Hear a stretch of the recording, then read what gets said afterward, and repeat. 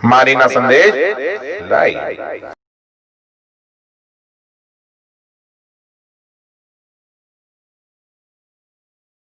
स्वागत है आपका मारीना संदेश में। और आज हम मौजूद हैं मऊ की शख्सियत जो हर वक्त चर्चा में रहते हैं, कभी माला पहन के, कभी इंटरव्यू लेके, अलग अलग तरह से चर्चा में बने रहते हैं। आज माला पे और इंटरव्यू पे ख़ास सवाल इनसे, चूँकि मऊ की जनता बार बार इस चीज़ को जानना चाहती है कि अभी जैसा कि अरशद जमाल साहब यूँ तो तारीफ़ के मोहताज नहीं है, लेकिन फिर भी इनकी तारीफ़ और तारुफ दोनों ज़रूरी है। पूर्व चेयरमैन रह चुके हैं हमारे मऊ नगर पालिका क्षेत्र में, और अभी इन्होंने कुछ दिनों पहले जो बुनकर सब्सिडी समाप्त हो चुकी थी, उस बुनकर सब्सिडी को बहाल कराने के लिए काफ़ी मेहनत किया, यहाँ तक कि आंदोलन करने की भी तैयारी कर लिया। लेकिन वक्त रहते सरकार जाग गई और बुनकरों की व्यथा को समझते हुए उसका निवारण किया।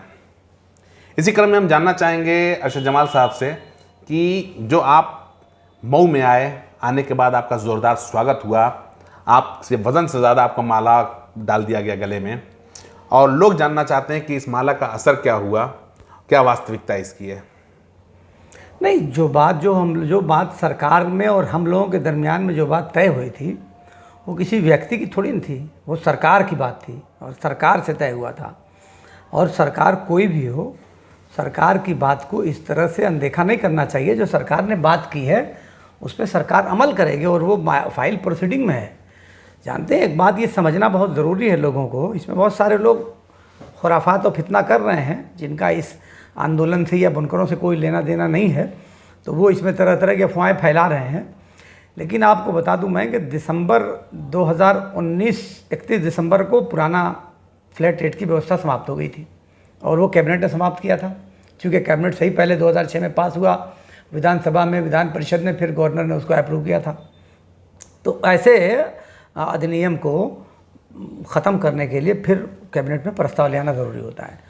तो 3 दिसंबर को कैबिनेट में इसका प्रस्ताव हुआ और नया एक प्रस्ताव आगे पारित हो गया, पुराना समाप्त हो गया। 4 को एक शासनादेश जारी हो गया। तो अब जब हम लोगों के बीच में बात आई तो ये हुआ कि पुरानी व्यवस्था को जुलाई तक सरकार सहमत हो गई कि पुरानी व्यवस्था को जुलाई 2020 तक रखा जाए, क्योंकि बीच में लॉकडाउन है वगैरह वगैरह, सब लोग बकायेदार हो गए। तो पुरानी व्यवस्था को जुलाई तक रखा जाए, और जुलाई के बाद जो नई व्यवस्था होनी है, तो जो 2006 की व्यवस्था थी वो, और जो 2020 की जो व्यवस्था है वो, 2020 वाली हमको मंजूर नहीं, 2006 वाली सरकार को मंजूर नहीं। तो हम लोगों ने ये कहा था कि इन दोनों के बीच का कोई ऐसा रास्ता निकाला जाए कि सरकार के ऊपर भी बोझ ना पड़े और पब्लिक और बुनकरों पे भी कोई ज़्यादा बोझ ना पड़े। तो एक रूपरेखा बन गई थी कि जुलाई तक इसको किया जाएगा। तो अब आप बताइए कि 7 महीने के लिए पुरानी व्यवस्था को लागू करना है। 900 करोड़ रुपया साल की सब्सिडी बन रही है, तो 7 महीने की सब्सिडी 500 करोड़ 600 करोड़ के आसपास होगी। तो 600 करोड़ रुपया सरकार को विद्युत विभाग को भुगतान करना है। तो वो हथकरघा विभाग ने प्रस्ताव बनाया, जो कुछ बात उस दिन तय हुई थी। हथकरघा विभाग ने प्रस्ताव बनाया, वो प्रस्ताव गया विद्युत विभाग को, ऊर्जा विभाग को। ऊर्जा विभाग के वहाँ से फाइल इस वक्त वित्त मंत्रालय में पड़ी हुई है। वित्त मंत्रालय से होकर वो मुख्यमंत्री ऑफिस जाएगी, वहाँ स्वीकृति होने के बाद फिर आदेश जारी होगा। तो सरकारी प्रक्रिया है। हाँ, अगर ये मुद्दा बहुत ऐसा अहमियत का हामिल होता सरकार के लिए तो वो 2 दिन में हो जाता, लेकिन सरकार के पास बहुत सारे काम है भाई। लेकिन एक चीज़ गौर करने की है कि उस वक्त सरकार ने हम लोगों से बात में ये कहा था कि जब तक के नया शासनादेश जारी नहीं हो जाएगा तब तक बुनकरों को कोई तंग नहीं करेगा। तो मैं पूछ रहा हूँ कि 1 महीना हो गया, हमारी बातचीत जो हुई थी 3 तारीख को, तो उसके बाद 1 महीने के आसपास होने को किसने किसको परेशान किया है? नहीं, कोई विद्युत विभाग के लोग परेशान तो कर नहीं रहे, क्योंकि विद्युत विभाग के लोगों को इस बात का इशारा कर दिया गया है कि शासनादेश जारी होने वाला है। लेकिन जब तक शासनादेश जारी नहीं हो जाता है तब तक विद्युत विभाग अपनी मर्जी से कोई काम नहीं करता। नहीं, इस बात का खंडन हम आपके करेंगे। इस बात की आंखों देखा गवाह हम भी हैं। और अभी आपने देखा होगा किसी यूट्यूब चैनल पर एक समाचार भी चला था कि तमाम जगह जगह छापेमारी हो रही है और लोग विजिलेंस की भी चेकिंग जा रही है स्थानीय ईजेई के साथ साथ। और दूसरी चीज़ की जिनका बिजली बकाया है उनके खिलाफ एफआईआर भी दर्ज हुई है, इसी महीने में दर्ज हुई है। एक केस कोई मऊ में बता दीजिए, हम लोगों से वार्ता के बाद किसी बुनकर का फ्लैट रेट का पासबुक की जाके जांच की गई हो। एक केस आप बता दीजिए।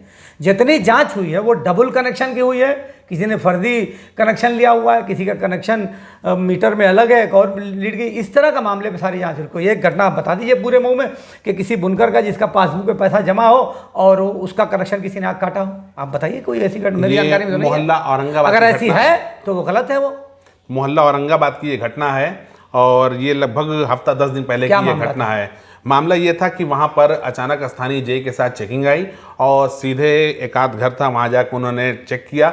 चेक करने के बाद उनका वीडियो वगैरह बनाया और जा करके FIR दर्ज करा दिया कि बिजली चोरी में ये काम कर रहे हैं और एक का बकाया दिखाया। तो बिजली चोरी तो है ही, मैं तो वही तो कह रहा हूँ कि बिजली एक का चोरी में हो बकाया रही भी है तो भाई। दिखाया, एक का बकाया भी जिसका दिखाया। वैध कनेक्शन नहीं है, पासबुक का कनेक्शन नहीं है, उसका हुआ होगा, उसके पासबुक पे जमा नहीं रहा होगा पैसा, पासबुक पे ही उसके पैसा जमा नहीं लेकिन होगा। वर्तमान समय में जानना ये चाहेंगे भाई तमाम मेरा बुनकरों कहना है कि दिसंबर तक जिसका पैसा जमा है पासबुक पर और इधर पिछले 7 महीने का दिसंबर बाकी है 2019 तक जिसका पैसा पासबुक पे जमा है, उसमें किसी बुनकर और का कनेक्शन जुलाई अगर काटा 2020 गया तो 8 महीना हो न गया भाई। 9वां महीना चल रहा है ना, 9 महीना हो गए ना बकाये को, तो वो तो चाहे तो 9 महीने के बकाये पर भी आप कनेक्शन काट सकते हैं। लेकिन किसी का विद्युत विभाग ने काटा होता है, बताइए। अच्छा, ये जो बकाया है लोगों का पासबुक वाला सिस्टम, ये लोग जमा करना चाह रहे हैं लेकिन अभी स्थानीय स्तर से CN ऑफिस में जमा नहीं किया जा रहा है। होगा जब तक शासनादेश नहीं आएगा। वही तो आपको बता रहा हूँ ना कि वो फाइल जब तक ये वित्त विभाग से स्वीकृत नहीं हो जाएगी, मतलब ये कब तक लोग इंतजार करें? देखिए मेरा अंदाजा ये है कि हफ्ता 10 दिन के अंदर अंदर ये आदेश आ जाना चाहिए, मेरा जहाँ तक अंदाजा। मैं आश्वस्त हूँ कि सरकार ने जो वादा किया वो वादा सरकार पूरा करेगी। अच्छा, इसमें तरह तरह की बातें और भी हो रही थी कि आपको मीटिंग में अंदर नहीं जाने दी गया, आप बाहर रुके हुए थे, इन सब की क्या सच्चाई है? बचकाना सवाल आप भी करते हो, तमाम फोटो वीडियो मौजूद है, इस पर क्या बात है कि मैं अंदर गया कि नहीं गया? ये एजेंडा ही नहीं है मेरा। आप मान लो कि नहीं गया, मान लो भगा दिया, ये कोई एजेंडा हुआ? आप एक ही आदमी दो कर रहा है, एक ही आदमी एक सवाल कर रहा है कि क्या नाम है, अरशद जमाल को अंदर नहीं जाने दिया गया। वही आदमी फिर दूसरा एक मैसेज कर रहा है कि अरशद जमाल ने जो फैसला किया जाके अधिकारियों के सामने या सरकार के सामने, अरशद जमाल को लोगों ने बेवकूफ़ बना दिया। दोनों मैसेज आपने देखा होगा, आपने देखा कि नहीं दोनों? तो एक ऑडियो मैसेज था नहीं, अब जैसे कि अभी मामला यही बात चल रही है शहर में, जो चर्चा चल रही है कि माला फांसी का फंदा बनता जा रहा है। इससे पहले भी एक माले की घटना घटी थी। माला देखिए, माला हम किसी को कहते तो नहीं कि आप मुझे माला पहनाइए। नहीं, वो लोग दिल से पहनाते हैं। जब कोई बेहतर काम हम करते हैं तो लोग जनता माला पहनाती है। माला से एक आपका तो लोगों को क्यों बुखार हो रहा है? आप भी कोई ऐसा काम करिए लोग आपको माला पहनावे। पिछले पीछे थोड़ा सा अगर आप चलिए तो अभी पीछे मत जाइए ना, अभी यहीं रुकिए। मेरा ये कहना है कि जिनको आपत्ति है मेरे माला पहनने पे, क्योंकि आपको कोई काम करिए ऐसा ना कोई आपको माला पहना है। हमको तो 10 जगह लोगों ने माला पहना है, आपको आपत्ति है। जिन्होंने माला नहीं एक जगह जो लोग आपत्ति करते हैं उनसे कहिए कि एक माला आपको कोई पहनाने वाला हो तो बता दीजिए। अरे यार, दूसरों का कद छोटा करने से आपका कद बड़ा नहीं होगा, आप अपने कद को बड़ा करिए।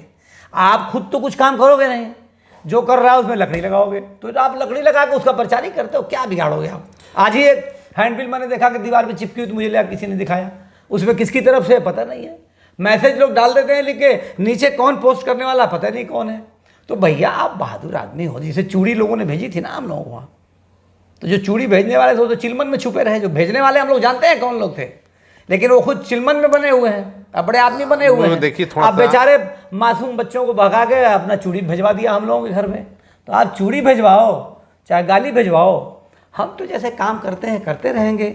आपको कुछ करना तो है नहीं, तो आप फितना बोते रहिए, कभी आ जाएंगे आप भी जनता के सामने, पोल खुल जाएगी। नहीं, माला की चर्चा पे थोड़ा सा कुछ वर्ष पीछे चलते हैं आपको लेकर के। जहाँ चाहे चलिए। जब यहाँ पर स्लॉटर हाउस का फैसला आया था कि तमाम स्लॉटर हाउस बंद हो जाएगा, आप लोग हाई कोर्ट में गए, आप लोगों ने, मैं गया था, आप गए, आपने PIL दाखिल किया, मेरे नाम से रिट हुई थी, PIL दाखिल किया, वहाँ पर आपको सफलता भी हाथ लगी। पेपर के माध्यम से एक ऑर्डर आपको मिला कि उसमें डायरेक्शन दिया गया कि क्या डायरेक्शन दिया गया था? अरे भाई, किसी को कोई डायरेक्शन नहीं दिया गया था। हाई कोर्ट की लखनऊ बेंच ने स्पष्ट कर दिया, फैसला सुना दिया था अपना कि कौन क्या खाएगा ये तय करना सरकार का काम नहीं है। और सरकार स्लॉटर हाउस बनाना ये सरकार की जिम्मेदारी है, जनता की जिम्मेदारी नहीं है। इसीलिए जब तक स्लॉटर हाउस नहीं बन जाता है तब तक कौन क्या खाएगा वो तय करेगा, और उसी के बाद से गोश्त कटने लगा। उसके पहले कट रहा था पूरे जब- यूपी में। जब आप- उसी आदेश की देन है, पहले इसको वजाहत कर लीजिए, उसी आदेश की देन है कि आज कट रहा है जगह जगह लोगों के खाने के लिए। हाँ, बड़े पैमाने पर बिक्री के लिए स्लॉटर हाउस का होना जरूरी है, तो वो अपना काम होगा। नहीं, लेकिन जैसे जो मीट व्यवसायी थे उस समय जब आप वहां से इलाहाबाद से वापस आए, काफी लोगों में खुशी थी, उस समय भी माला पहनाया गया, लेकिन धरातल पे देखा जाए तो ना कोई स्लॉटर हाउस है, ना ही लीगल सरकार स्लॉटरिंग को काम है ना। तो लीगल स्लॉटरिंग में सरकार नहीं करे हो ना। रही है। तो आपकी इस पीआईएल का फायदा क्या हुआ? देखिए, पीआईएल का फायदा, अभी तो वो केस अंडर प्रोसीडिंग है ना। एक स्टेप में कोर्ट ने दिया था, फिर वो पूरा मामला लखनऊ बेंच से निकल के इलाहाबाद बेंच में आ गया, तो इलाहाबाद बेंच में अभी उसकी डेट नहीं पड़ रही, उसमें मजीद सुनवाई हो। लेकिन एक चीज़ कोर्ट ने स्पष्ट कर दिया था कि स्लॉटर हाउस बनाना जनता की जिम्मेदारी नहीं है, ये सरकार का काम है, और जनता क्या खाएगी वो तय करना सरकार का काम नहीं है। अच्छा, इसके लिए मान लिया अभी आपने बुनकर पासबुक के लिए हफ्ते से 10 दिन का टाइम बताया लगभग। नहीं, अभी वो भी मैं गारंटी नहीं, मैं सरकार थोड़ी ना हूँ यार। नहीं, लगभग मैं अपना एक आइडिया बता रहा हूँ। आइडिया। तो इसी तरीके से लीगल स्लॉटरिंग का कोई आइडिया? लीगल स्लॉटरिंग के लिए लड़नी, देखिए, वो सरकार के दायित्वों में शामिल है। कोर्ट ने स्पष्ट कर दिया कि सरकार के दायित्वों में शामिल है, उसमें कई लोगों की फाइल चल रही है। तो इसमें आपको जानकर contempt का बता दूं matter कि भी होगा। मऊ की भी एक फाइल चल रही है, मऊ जिले की भी एक फाइल अंडर प्रोसीडिंग है, और अभी सरकार के बड़े बड़े अधिकारी आके उसकी जांच उच करके गए हुए हैं। हो सकता है कि उनको मंजूरी मिल जाए, तो जब मंजूरी मिल जाएगी तो वैध हो जाएगा सब। अच्छा, अब इन सब के बाद एक बड़ा खास सवाल है। अच्छा, सवाल ये है कि पूरे शहर में चूंकि आप चर्चित हस्ती हैं, आपको छींक भी आती है, तो उस छींक की भी लोग वजह जानना चाहते हैं। नहीं, ऐसा नहीं है। तो चलिए, अब एक खास दुश्मन चीज़ ये ज़्यादा भी है। लोग कह ये रहे हैं कि अभी तक आप अपने पॉलिटिकल कैरियर के लिए वीडियो बना के डालते थे, सब करते थे, और आपका चूंकि जब तक नगर पालिका का काम था तब तक तो अर्निंग आपकी ठीक थी, लेकिन जब नगर पालिका से आपको मुक्ति मिलती है तो आपका व्यवसाय साड़ी का है। चूंकि लॉकडाउन में धंधा बिल्कुल ख़राब हो चुका है हर एक का, उसी कैटेगरी में आप भी आ रहे हैं, तो आपने अब लोगों से पैसा ले लेकर के उनका विज्ञापन वगैरह चलाना शुरू किया, पेड न्यूज़ चलाना शुरू किया। तो आप इसकी चलाते क्या हैं क्या? सच्चाई है? आप चलाते हैं तो कुछ पैसा मिलता है? प्रोफेशन के हिसाब से अगर हमारा नहीं, प्रोफेशन आप पैसा है, लेके हमें चलाते हैं। ऐड का पैसा मिलता है, न्यूज़ का पैसा नहीं मेरे में मिलता कभी है। ऐड दिखी है आपको? जैसा कि आप चला कभी रहे हैं, ऐड दिखी है आपको? लेकिन चर्चा ये है, चर्चा नहीं, मेरे में कभी ऐड दिखी है आपको? चर्चा ये अगर है। आप पैसा लेते हो तो मुझसे ही सवाल पूछिए। चर्चा ये है। चर्चा छोड़िए, आप लेते हैं पैसा? आप हमसे कंपेयर अगर करेंगे तब तो मामला दूसरा हो जाएगा। नहीं, दूसरा नहीं होगा। हम एक जर्नलिस्ट हैं और आप एक पॉलिटिकल पर्सन ये हैं। कोई लिखा नहीं है, आपकी बपौती नहीं है कि आप जर्नलिज्म करेंगे, मैं नहीं करूंगा। ये आपसे किसने कह दिया? किसी के ये बाप की हमारा जागीर है क्या? ये हमारा यही तो मसला प्रोफेशन है। है। ये मुझसे आप ये सवाल पूछिए कि आखिर आपको क्यों जरूरत पड़ी कि आप जो काम हम लोगों का था वो आपने शुरू किया? ये प्रश्न करिए तो मैं बताऊं। तो इसका खंडन आप करें, आप बताएं, तब आप ही नहीं बताएं नहीं, क्या वजह है। आप, मैंने खंडन कर दिया, मैंने बता दिया कि मेरे पर कहीं आप विज्ञापन देख लें तो आप बता दीजिए। वो न्यूज़ ही आपकी जो तो है वो विज्ञापन समाचार मैं चलाता नहीं तो मैं पैसा लेता तो कहां से पैसा लूंगा? तो क्या आप मतलब अगर बिना नहीं तो आप विज्ञापन क्या- चलाए, नहीं, तो आप क्या अगर समझा बिना जाए? विज्ञापन चलाए आप पैसा लेते हो, तब ये सवाल मुझसे नहीं, तो पूछिए। अब क्या इसको समझा जाए कि मतलब समझा वो जाए? यहाँ नहीं, से- पहले मेरे सवाल का पूरा करिए। आप एक बात खत्म करिए कि मेरे, आपने जो सवाल किया कि पेड न्यूज चलाते हैं आप, तो अगर आप ऐसा चलाते हैं तब नहीं पूछेंगे, ऐसा चलन हो तब पूछेंगे। विज्ञापन चलाते हैं, विज्ञापन मेरा कभी चला नहीं। लेकिन समाचार आपका विज्ञापन के तर्ज पे है। ये जनता कभी- का सवाल है। ये नहीं, जो जनता हम का कर सवाल रहे हैं, नहीं, सवाल जनता आप कर की रहे हैं। आवाज हम बन तो के आप- आए हैं और जनता को ही जवाब चाहिए, जनता आप देख रही मुझे है। जवाब दीजिए इस बात का कि आप किसी की न्यूज चलाते हैं तो उससे पैसा लेते हैं? न्यूज फ्री है, विज्ञापन का पैसा है, जो दर्शक तो मेरा विज्ञापन देना विज्ञापन चलता चाहते हो नहीं, वो भी तो विज्ञापन मेरे दे सकते कब हैं। मैं विज्ञापन चलाता हूं किसी का? जो मैं न्यूज तो चली विज्ञापन उसको चलाता नहीं। विज्ञापन कहा जा ना, रहा है। मैं- अच्छा, अब आप बताएं वो न्यूज है या विज्ञापन है? नहीं, मैं तो ना न्यूज चलाता ना विज्ञापन चलाता, मैं तो रिपोर्टिंग करता हूं। तो क्या मैं तो मतलब यहाँ से मेरा समझा सिर्फ जाए कि इतना ये रिपोर्टिंग मकसद का है। ये पहली सीढ़ी अभी है? देखिए, कोई किसी की जागीर नहीं है, एक बात आप समझ लीजिए, ये लोकतंत्र है और लोकतंत्र में अपनी आवाज़ बुलंद करने का हक जितना आपको है उतना ही अरशद जमाल को भी है। किसी को भी इस गलतफहमी में नहीं पड़ना चाहिए कि ये अधिकार मेरा है, तुम्हारा। लोकतंत्र है, हर किसी को आज़ादी आवाज़ बुलंद करने का। लोहिया ने कहा था कि जब सड़कें सुनसान हो जाएं तो संसद आवारा हो जाती है। इसका मतलब क्या हुआ? और बोलने का क्या मतलब है? बोलने और लड़ने का कई तरीका है। बोलने और लड़ने का, मैंने आपसे कहा था कि आप सवाल ये पूछिए कि क्यों आपको ये करना पड़ा, तो मैं जवाब दूं। और आपने सवाल नहीं किया ये, फिर भी मैं आपको बता रहा हूं कि क्यों ऐसा करना पड़ रहा है। ऐसा इसलिए करना पड़ रहा है कि अखबार बिक गए, टीवी चैनल बिक गए। आप दिन रात देखते हैं खबरें, किस तरह की खबरें चलती हैं। मीडिया के क्या हालात हैं, बिना पैसे के कोई मीडिया वाला, आप भी उसी में शामिल है। मीडिया वाले, आप अपने किसी समाचार का पैसा देते नहीं, हैं तो नहीं। बताएं आप। नहीं, मैंने आप आपको ही कभी नहीं बताएं दिया, अपना। मैंने कभी नहीं दिया। तो आप कैसे विज्ञापन कह सकते चलाते हैं? हैं? हम विज्ञापन चलाते तब- हैं। लेकिन आज के मीडिया के क्या हालात हैं, अगर मैं एक खबर चाहूँ किसी अखबार में तो नहीं छपेगी, मैं किसी टेलीविजन पे चाहूँ कि मेरा बयान चल जाए तो नहीं चलेगा। लेकिन खबरों से भरा रहता है। मीडिया, लेकिन फिर भी सोशल मीडिया में मैं आया नहीं, मैं कह रहा हूँ कि तमाम उन पॉलिटिकल और सामाजिक काम करने वालों को खुद ये कमान संभालनी चाहिए, ताकि आप अपनी आवाज़ लोगों तक पहुँचा सकें, देश के नागरिकों तक पहुँचा सकें। कहीं जुल्म हो रहा हो तो जुल्म और नाइंसाफ़ी के खिलाफ आवाज़ उठा सकें, और अगर कहीं कोई बेहतर काम हो रहा हो तो हमारा दायित्व बनता है कि उसको लोगों तक पहुँचाएं। आप मेरे वीडियो पे गौर करिए, मेरे वीडियो कभी निगेटिव नहीं होते। जैसे बहुत सारे लोग टीवी चैनल वाले या और लोग, आप लोग भी निगेटिव खबरें भी चलाते हैं, आप मुझे कभी निगेटिव खबरें चलाते हुए नहीं देखेंगे, क्योंकि मैं कोई पत्रकार नहीं हूँ ना, मेरा ही पेशा है। मैं तो लोगों में जागृति पैदा करता हूँ। जहाँ अच्छा काम हो रहा है मेरा ज़्यादा फोकस उसी पे होता है कि उस सच्चे काम को लोगों तक पहुँचाया जाए। जहाँ खराबी है उस खराबी को उजागर किया जाए। किसी की ना नुक्ताचीनी करना है, ना किसी की बुराई करना है। मुझे बुराई करना होता तो मैं अपने चैनल के माध्यम से मैं अपने विरोधियों की मुखालफत करता। कभी किया हो तो आप बता दीजिए, कभी किसी अपने विरोधी किया हो मैंने? अगर लोकतंत्र की बात आप करें और पत्रकारिता की बात करें तो पत्रकारिता का पहला वसूल यही है कि जो सत्ता में है, सत्ता की कमियों को उजागर करना। ये तो आप यहाँ पर गलत बात अब आप कर गए हैं। सत्ता की कमियों को उजागर करना ये पत्रकारिता का पहला वसूल है। अभी अगर आप घंटा चैनल देखिए, पहला उसमें अभी 1 घंटा बैठ के चैनल देखिए, कौन चैनल सत्ता की कमी गिना रहा है? अभी आप बता दीजिए। अभी आप नहीं, टीवी सामने लगा हुआ है। क्या आप भी उन्हीं चैनल में शामिल हैं जिनको आप बिकाऊ बता रहे हैं? वसूल है तो क्यों नहीं चल रहा है वो? आप भी उन्हीं में शामिल हैं। मैं तो चलाता हूं। आप एक तरफ बता रहे हैं। मैं तो सत्ता के खिलाफ ही बोलता हूं ना, सत्ता की कमियां बताता हूं, मगर सत्ता जो अच्छा काम करती है वो भी गिनाता हूं। अपोजिशन होते हुए भी मैं सत्ता का जो बेहतर काम है उसकी तारीफ भी करता हूं। तमाम सवालों के साथ अब एक सवाल ये भी काफ़ी अब ज़रूरी हो गया है कि राजनीति अब पत्रकारिता आप साथ लेके चलेंगे या कि मुझको पत्रकारिता मत कहिए ना, मैं पत्रकार नहीं हूँ भाई, मैं पत्रकार नहीं हूँ, मैं एक जागरूक नागरिक हूँ। तो मुझे लगता है कि हर चीज़ का हुनर मुझे आना चाहिए। कोई किसी की जागीर नहीं, किसी भी चीज़। आपको पॉलिटिक्स करने के लिए किसी ने रोका है? आपको अवसर मिलेगा तो क्या आप पॉलिटिक्स में नहीं आ जाएंगे? किसी को भी देखिए, मेरे एक नेचर है कि मैं हर चीज़ को खुद सीखने का मुझे शौक़ होता है कि मैं आपका क्यों मोहताज बनूँ कि फौत काज में आए तो मेरा इंटरव्यू ले। फिर मुझे अपना इंटरव्यू रिकॉर्ड करके खुद चला देंगे, हमको जो बात कहनी है। अच्छा, एक तो इसमें बुराई क्या है? आखिर आपको इससे क्यों क्या प्रॉब्लम है? या किसी को भी, एक बड़े अधिकारी थे कुछ दिन पहले, बड़ा हमसे नाराज थे, भला बताइए ये नेता हो के चैनल चलाते हैं, आपकी बात दूसरे की बात सुनते ही नहीं है, तो इसका क्या मतलब भाई? क्यों मैं पाबंद हूँ क्या? क्यों मुझे पाबंदी है क्या? भाई सोशल मीडिया सबका है, चाहे वो फेसबुक हो, चाहे ट्विटर हो, चाहे आपके यूट्यूब हो, ये सारे सोशल प्लेटफॉर्म है जिस पर हम अपनी बात को रखते हैं ताकि दुनिया तक जावे। उसमें नेता भी रखते हैं, पत्रकार भी रखते हैं, कोई किसी की बपूती तो है ना। अभी एक सवाल ये, अब स्थानीय स्तर का, जैसे अभी आपने बताया है कि अखबार हो चाहे चैनल हो सभी बिका हुआ है। सभी नहीं बिका हुआ मगर ज़्यादातर बिका हुआ। तो ये ज़्यादातर राष्ट्रीय स्तर की बात है या कुछ बहुत अच्छे अखबार हैं? नहीं, राष्ट्रीय स्तर की मैं बात कर रहा हूँ। तो यहाँ मऊ क्षेत्र में आपको क्या लगता है, मऊ के भी अखबार चैनल बिके हुए हैं या? मीडिया कभी भी, मीडिया का इतना बुरा हाल कभी नहीं था। मीडिया हमेशा जो है, जो सत्ता में होता था उससे सवाल करता था, और आज मीडिया आप देखेंगे कि अधिकतर मीडिया ऐसे हैं जो अपोजिशन है उनसे सवाल कर रहे हैं। भाई जिनके पास पावर ही नहीं, आप आगे मुझसे नगर पालिका के बारे में सवाल करो तो अजीब बात है कि तभी पालिका से आप जाग करोगे, आप बताओ। लेकिन नहीं होगा, वही चल रहा है पूरा, ऊपर से लेकर नीचे तक वही लगता है कि एक सिस्टम सा बन गया है।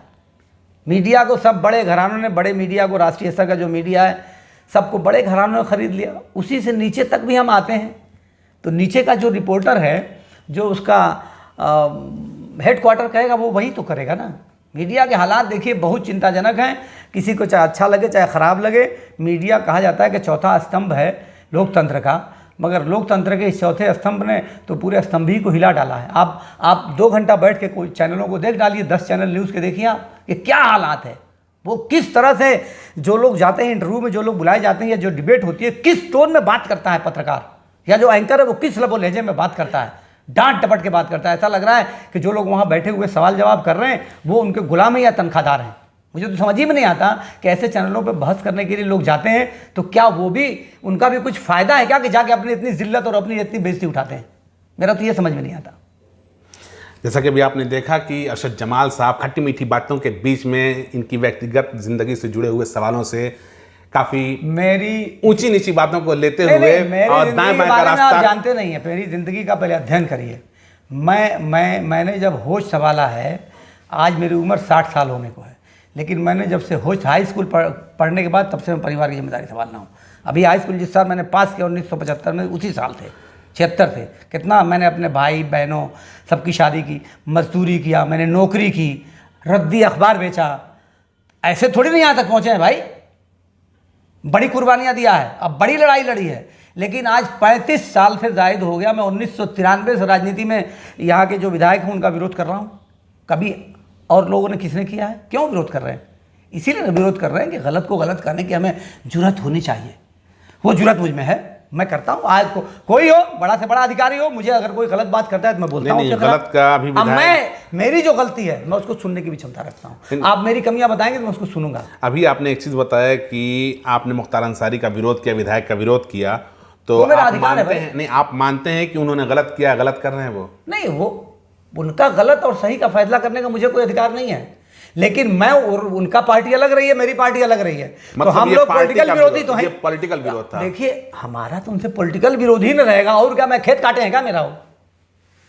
मेरा वो खेत तो काटे नहीं है। मेरा जो कुछ भी विरोध है पॉलिटिकल विरोध है उनका और हमारा। तो अब जनता को, हमारा काम ये है कि हम जनता को समझाने का प्रयास करते हैं। हम कर रहे हैं, अपनी जगह पे कायम है, कभी हिले नहीं अपनी जगह से, ना कभी समझौता किया उसूलों के खिलाफ। आप मेरी पूरी लाइफ में एक बात नहीं बता सकते। अब मैं सबको चैलेंज करता हूँ, पूरे मऊ को, कि किसी एक आदमी को मैंने कभी धोखा दिया हो, किसी एक आदमी से पूरे लाइफ में कभी झूठ बोला हो। लेकिन अब मैं क्या करता हूँ भैया, मैं मेरी एक चीज़ है, मेरी ये ख्वाहिश है कि मैं हर चीज़ का हुनर सीखता हूँ। ये विरोध का कारण क्या है तब? किसके विरोध का? ये जो लोग विरोध आपका करते हैं, मालाओं को फांसी का फंदा। अरे यार, तो विरोधी का कारण क्या है? विरोधी तो हमें ताकत देते हैं भाई। विरोधियों का मैं बड़ा सम्मान करता हूँ। विरोधी नई ऊर्जा देते हैं, और वो कोई विरोधी विरोध करते हैं तो उससे हम लोग को नई ताकत मिलती है, नई तवानाई मिलती है। तो मैं तो विरोधियों का बड़ा एहतराम करता हूँ कि विरोधी ना हो तो ज़िंदगी का मज़ा ही कहाँ रह जाएगा। अरे वही लोग तो हैं जो काम करने की नई तवानाई पैदा करते हैं। बेचारे अपने कुछ नहीं करते, न को कदम चलते हैं, लेकिन कम से कम हमको तो फ़ायदा पहुँचाते हैं कि हमारे अंदर नई ताकत भरते हैं। तो ठीक है, विरोधियों का एहतराम करिए। विरोधी ना हो तो कुल ज़िंदगी बेकार चली जाएगी। वीडियो बड़ी लंबी हो गई, लेकिन लास्ट में जाते जाते अर्शद जमाल साहब ने बड़ी खूबसूरत बात कह दिया कि विरोधियों से ज़िंदगी जीने का एक तरीका है और एक काम करने की एक नई ऊर्जा मिलती है, एक नई दिशा मिलती है। बात अच्छी लगी, सीख भी एक है। लेकिन अभी तक तो इनकी व्यक्तिगत ज़िंदगी की बातें हो रही थी और व्यक्तिगत जिनसे सवाल जवाब था, लेकिन अब इनका जो मेन चीज़ है पॉलिटिकल मैटर, अब इस पर हम चलते हैं थोड़ा सा। चूँकि चुनावी माहौल भी चल रहा है, बिहार में चुनाव स्टार्ट हो गया है, और आप देख सकते हैं कि अभी हमारे यूपी का मऊ के ठीक बगल का ज़िला गाजीपुर, गाजीपुर में सादात एक जगह है। सादात के एक स्थानीय नेता, कोई यादव जी, वहाँ पर ब्लॉक प्रमुखी का चुनाव लड़ रहे हैं, प्रचार प्रसार के लिए गए हुए थे। वहाँ के स्थानीय नेता ने उनसे पूछा कहाँ गाँव है, कहाँ गाँव तुम्हारा, कहाँ गाँव है, और इतना कहने के बाद वो कहे कौन बिरादर, कौन बिरादर। बिरादर का नाम लेते ही जैसे ही उनके मुंह से निकला यादव हैं, उन्होंने माँ बहन की गालियों के साथ ज़बरदस्त पिटाई की। उनकी वीडियो ज़बरदस्त वायरल हुआ, समाजवादी का गाड़ी पे झंडा लगा हुआ था। इसको क्या आप देखते हैं, किस नज़रिए से देखते हैं? देखिए, ये जो मौजूदा सरकार है तो इसमें यादव और माइनॉरिटी के लोग, ये तो उत्पीड़न इनका हो रहा है, इसमें कोई शुबा नहीं है, और ये बात मुझे कहने में कोई संकोच नहीं है। और जो अनुसूचित जाति और जनजाति के लोग हैं उनके लिए, हाँ, उनके साथ भी हो रहा है। देखिए, अल्पसंख्यक हों चाहे बैकवर्ड हों, बैकवर्ड में ख़ास तरीके से यादों को निशाना बनाया जा रहा है। तो ये एक सोची समझी साजिश हो चाहे इत्तेफाक हो, लेकिन जो लोग भी ये काम कर रहे हैं ठीक नहीं है। क्योंकि आज ये पॉलिटिकल पार्टीज किसकी हैं भाई? आज आपके साथ खड़ी हैं, कल उनके साथ खड़ी हैं, आप उनके साथ खड़े हैं, कल उनके साथ खड़े हैं।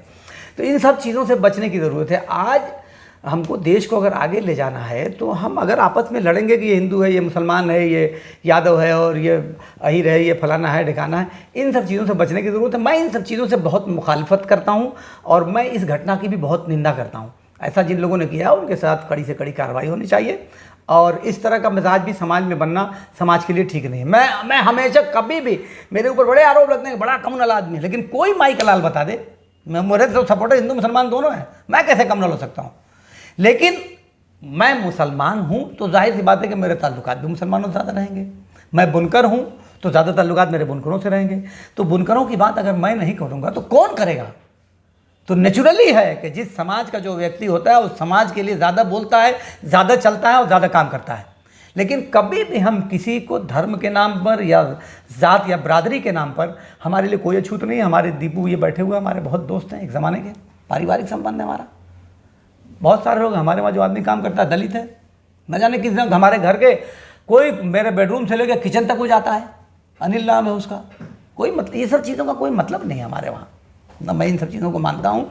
ये घटना जो आप बता रहे हैं बहुत शर्मनाक है और इस पर सरकार को चाहिए कि अंकुश लगावे। ये सब ठीक नहीं है। सरकार रोज़ नहीं रहेगी और ये सरकार जिस दिन चली जाएगी तो जो दूसरे लोग सत्ता में आएंगे, अगर आपकी लाइन पे वो भी चलेंगे तो आपके लिए भी मुश्किल खड़ी होगी। आज जो चुन चुन के आप लोगों से बदला ले रहे हैं, ये काम गलत बात है, मैं इसकी मजम्मत करता हूँ। अभी आपने कुछ जातियों के बारे में बताया है, लेकिन कहा जा रहा है कि भाजपा सरकार में ब्राह्मण भी निशाने पर है। बिल्कुल है, निशाने पे तो है ही है, सब जगह देखा जा रहा है, नजर दौड़ा के देख लीजिए। तो फिर भाजपा ब्राह्मण तो निशाने पे है ही है। भाजपा का सपोर्टर किन बिरादरियों को आप अब यार ये लोग किसी के नहीं है ना, यही तो समझने की जरूरत है। किसानों को अब समझ में आया 3 साल बाद। ये किसानों की जड़ खोद रहे हैं 3 साल से, 6 साल से केंद्र खोद रहा, सरकार खोद रही है, लेकिन किसानों को समझ में अब आई ये बात। जब ये सीधा मामला लेके चले आएंगे, अभी इनके हाथ ही से पूरा जो इनको रोजी रोटी चंद दाने भी इनके हाथ में रहते थे और वो मालिक रहते तो वो भी अधिकार अब इनसे छीन लेंगे और इनको कारपोरेट घरों का गुलाम बना के रख देंगे। ये तैयारी है। ये बात अब समझ में आई है किसानों को। किसी एक क्षेत्र में, जैसे शिक्षकों के लिए कुछ किया इस सरकार ने, कुछ नहीं किया। आपके नौकरी पेशा हैं उनके लिए कुछ किया। पुलिस में जाइए ना, किसी पुलिस वाले से अकेले जो बैठा उससे पूछिए कि क्या आपकी दशा है। रोज़ खाली जवाबदेही करते करते इनको साधो उनको साधो। पुलिस वालों को भी लगता है कि हम लोग अन्याय कर रहे हैं, जुल्म कर रहे हैं। तो इस सरकार ने तो किसी के लिए कोई काम नहीं किया ना। ये सरकार तो मुझे समझ ही में नहीं आ रहा है कि आखिर इनकी क्या रणनीति है। मुझे लगता है कि ये हर तरह से सबको क्रश करके और लोकतंत्र की जो सत्ता के बजाय एक डर की सत्ता चलाना चाहते हैं।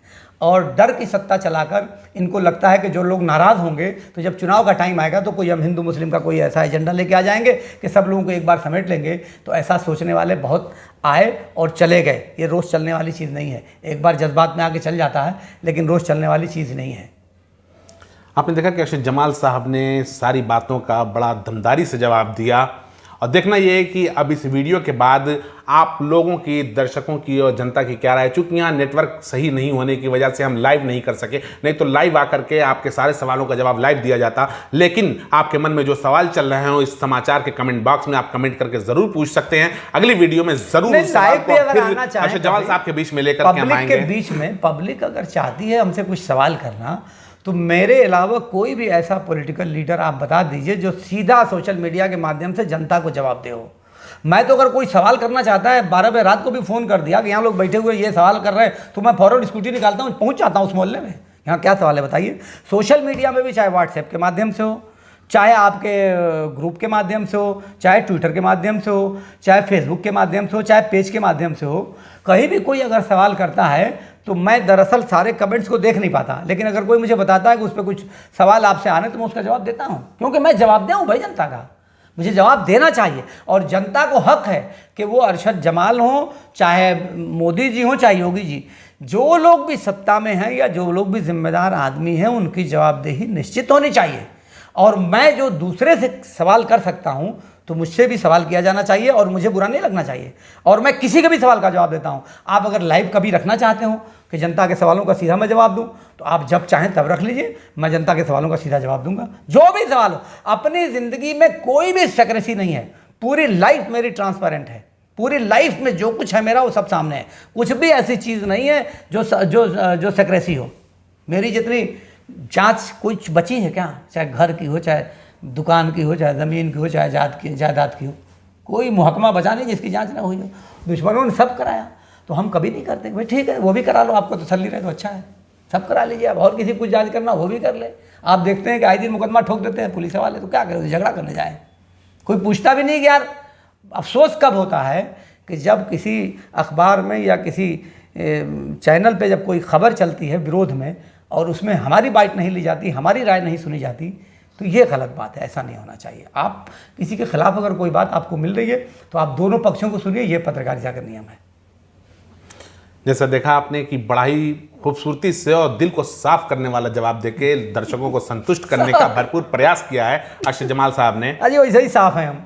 अगले वीडियो में आपके सवालों के साथ फिर हम आएंगे अर्शद जमाल साहब के साथ। तब तक के लिए धन्यवाद। खबरें पसंद आई हो तो लाइक करें, शेयर करें, कमेंट करें और इसी तरह खबरों का ताज़ा अपडेट पाने के लिए हमारे चैनल मारीना संदेश लाइव को सब्सक्राइब करके घंटी वाला बटन दबाना ना भूलें।